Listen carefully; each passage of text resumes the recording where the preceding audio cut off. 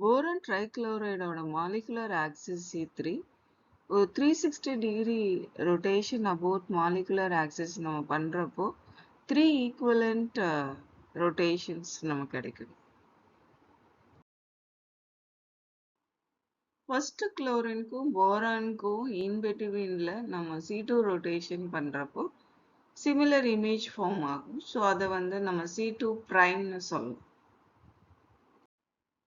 அதே மாதிரி செகண்ட் குளோரினுக்கும் போரானுக்கும் இன் பிட்வீன்ல C2 axis நம்ம பண்றப்போ சிமிலர் இமேஜ் ஃபார்ம் ஆகும். ஸோ இதை நம்ம C2 டபுள் பிரைம் சொல்லலாம். In the same way, third chlorine boronக்கு in betweenல நம்ம C2 rotation பண்றப்போ similar image form ஆகும். இதை நம்ம C2 triple prime சொல்றோம்.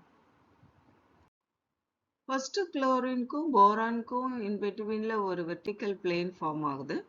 அதே மாதிரி second chlorineக்கும் boronக்கும் in betweenல ஒரு vertical plane.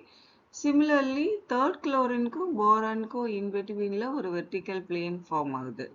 So இதை வந்து நம்ம sigma V prime, sigma V double prime, sigma V triple prime சொல்லலாம்.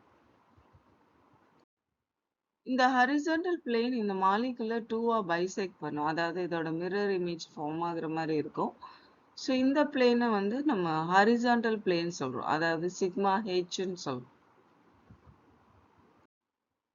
இந்த 3C2 axes are perpendicular to sigma H plane. Generally நம்ம என்ன சொல்லுவோம்னா NC2 axis perpendicular to sigma H இருந்ததுன்னா அங்க வந்து DNH ஃபார்ம் ஆகும். இங்க வந்து 3C2 axis are perpendicular to sigma H. So அப்போ பாயிண்ட் குரூப் BCl3 மாலிகுலுக்கு என்ன வரும்னா D3H வரும். BCl3 மட்டும் இல்லை, போரான் ட்ரைஹைட்ரைட், போரான் ட்ரைஃப்ளூரைட், இந்த மாலிகுல்ஸ்க்கு எல்லாத்துக்குமே வந்து D3H பாயிண்ட் குரூப் தான் ஃபார்ம் ஆகும்.